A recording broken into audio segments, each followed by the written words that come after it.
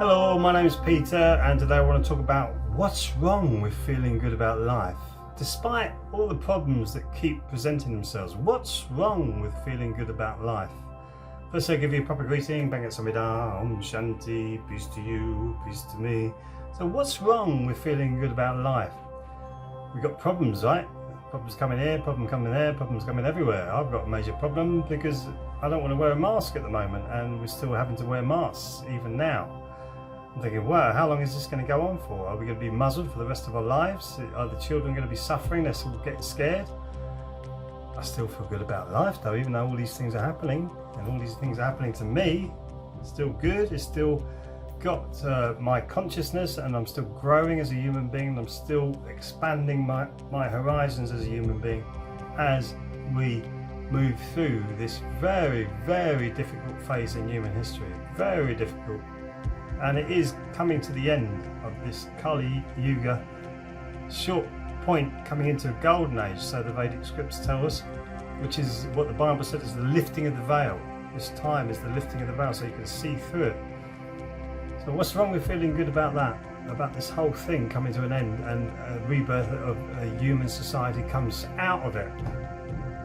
Can you imagine? Have you got the vision inside of you, the visionary aspect of your energy, your third eye, your visionary perceptions? Have you got that to see where this world could actually be if human beings were to actually fulfill their full potential and we all did it together? Can you imagine where this could be? Have you got the vision for that, the visionary aspects for that? I have. I'm not saying I'm anything special, but I have. I can see that. I can see where it could go if we were to all raise our vibrations, or all start to move ourselves up. And there's a big attack on that at the moment about raising your vibrations in the new age field, as it were. And it is true about you raising your vibrations. If you think about the energy is vibration. You've got your three danjons. This is ancient knowledge, and this is where all the new age stuff came from anyway. Ancient knowledge, except they turn it, cherry pick it, and spurt out what they want you to believe in them, so that you go along with them and you become their little client or pupil, so that they can make money out of you. That's what they do, and there's nothing wrong with that if they're teaching you the right stuff.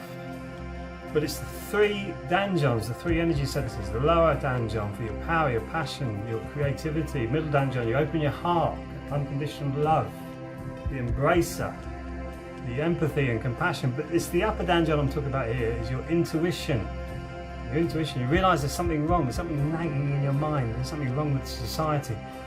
Your vision, the way that you can not just see through your life, but you can see through how this big thing plays out, and how the cycles move, and how it could turn out if we were to raise our vibrations up to this visionary way.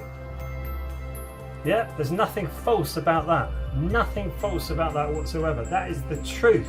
Absolute truth. Absolute truth. And these new age people are starting to say, well, you're not going to change anything by raising your vibration. This is the alternative field to the new age field.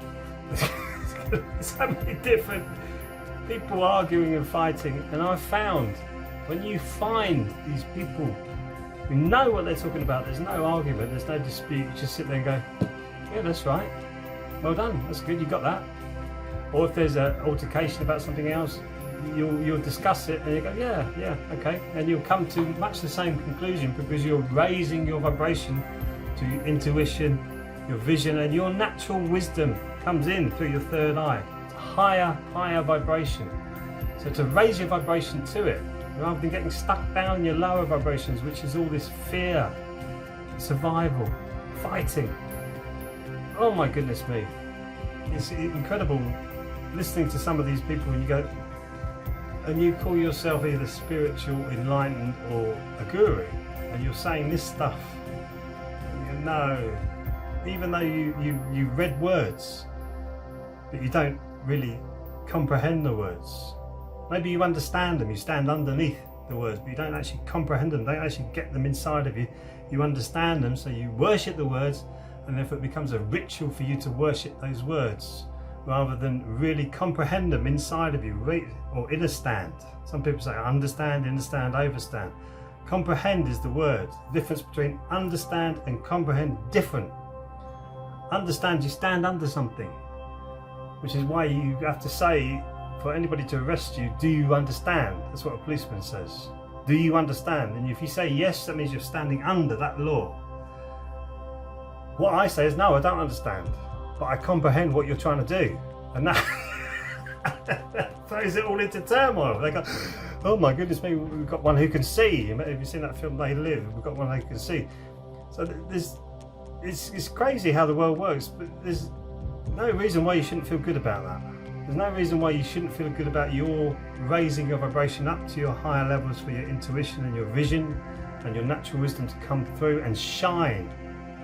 Because once you do, this will all change all around you, and people will not be able to cope with your higher vibration. So therefore you'll start to lose maybe friends that don't serve you anymore, maybe relationships that don't serve you anymore, maybe work that doesn't serve you anymore, where you can move into a different type of work, a different type of environment, which is going to be more for you because you have raised your vibration. And when more people do raise their vibrations, you're going to be meeting more vibrant people who are interesting, full of humility, full of love and compassion, and want to listen to your story with ears, without judgment. Yeah? So there's nothing wrong with feeling good about that. There's nothing feeling good about your personal growth. And we need to look at this world and realise, firstly, the budget for war is enormous, right? I don't know what it was. Was it 200 billion now, something stupid like that? More than that probably, which is astronomical amount of money. And you look at what it would take to take the world out of poverty and stop children being hungry tonight. Millions, billions of them being hungry tonight. A tiny amount of that figure you could do that with. But what are we more interested in? War, control, lockdowns. I don't feel bad about it because I'm not part of that. I keep speaking out against it. Yeah, of course I do, all the time, speaking out against it. But I don't feel bad about it because it's not part of me, my world. It's not part of my world. And once we all start to collectively say, this is not part of our world, it will go away. But no, we've got people so conditioned into going along with what has been done in the past, and now it's going to become our present, which will become our future. That's going to change. And it's going to change pretty rapidly, pretty soon. Especially, I think, in Western countries where we're looking at our governments who are actually turning into tyrants. We're being told what to do. This is what you can do. This is, you can't buy certain goods anymore because of a virus. What? I said, you can't be serious. You can only buy goods that are essential goods because of a virus. What is going on here? And now you've got police on the street, army on the streets in Wales doing roadblocks, people travelling around because of a virus, and the PCR tests are not accurate, and they've got a new test coming in which is not accurate, and they're taking their figures from a test that's really not accurate. Does any of that make sense to you? And so we've got all these rules, the draconian rules happening because of a test that's not accurate, and because of figures that have been fiddled, as exposed by the CDC itself in America, the Centre for Disease Control, and also the Telegraph. So 30% of the figures in this country are false. There's an article, mainstream news article on that. My goodness me. So what's wrong with feeling good about yourself when you've got all of this happening right in front of your eyes? Don't look at it, I say. Don't look at it. Turn it off. Turn it off. You know what you need to know, and then turn it off. Get what you need to get from it and then turn it off. Because if it keeps seeping into you, you'll start to believe it. And within every belief there's a lie, L-I-E. Don't believe a word. Phil Lynott wrote in one of his songs, and it's very true, don't believe a word. Words are just spells. Believe what you believe in yourself, and you will become a bigger and better human being, and you'll start to feel good about your life because you've changed. Maybe the world hasn't, but you've changed, and you're no longer that human being that puts up with all of this rubbish. Just think about that for a little bit. Just think about it, and you will feel better about yourself because you're not part of it anymore. You're stopping to buy stuff that becomes part of it. So use yourself and to be a dissident in this society without actually making yourself uncomfortable by pointing the finger as judgments and all that kind of business. Just bring yourself out of it and choose, be discerning where you put your money and your attention, and there you'll feel good about yourself. Honestly. Try Qigong as well. Qigong's really good. Helps you to connect your mind, your body, your spirit together. So thank you for watching, and I'll see you in the next video. So Hamida.